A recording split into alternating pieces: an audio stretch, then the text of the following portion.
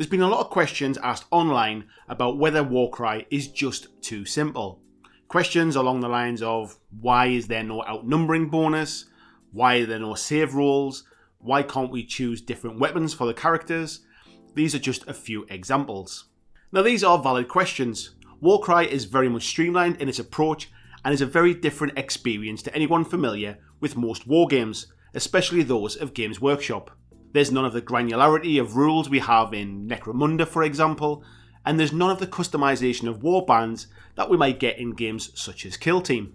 However, there are two big things that we need to understand when it comes to Warcry. Before we get into that, if you like this video and you're looking for more Warcry content, then make sure you click the subscribe button and the bell icon to be notified when more goes live on this channel. Now the first thing is, it's a new game. The rules don't have to be like anything else.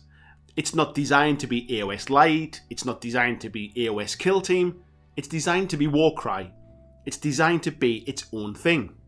Now some people are disappointed that it's not what they were expecting, and that's fair enough.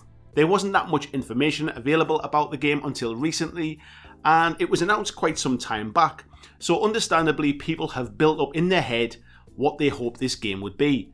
And if this isn't it, well, they're going to be disappointed. Some people were hoping for an updated version of Mordheim set in the Age of Sigmar universe, and again, that's not really what this is.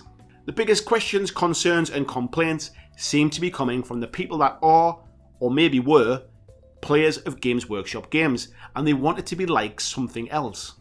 If you can put all that's gone before it to one side and judge it as a new game, that's where you'll be able to objectively decide if the game is for you or not, and whether the game is just too simple for your tastes. If it's not what you want in a skirmish game, then that's absolutely fine. There's a whole host of other games out there that will be more suited to what you're looking for. Now the second thing is that you need to understand the whole structure of the game before judging the core mechanics on their simplicity.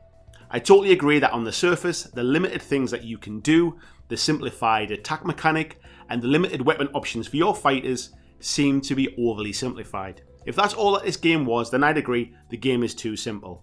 However, there is much more to the game than just that. When you choose your warband, you have no idea what terrain you'll be fighting over.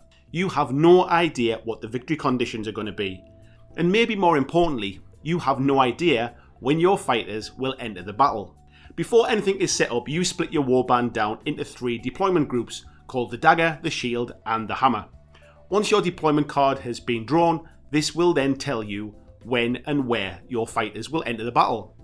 Now this is a really simple idea, and it's just enough of an unknown that it can mean that the best laid plans really do go out of the window.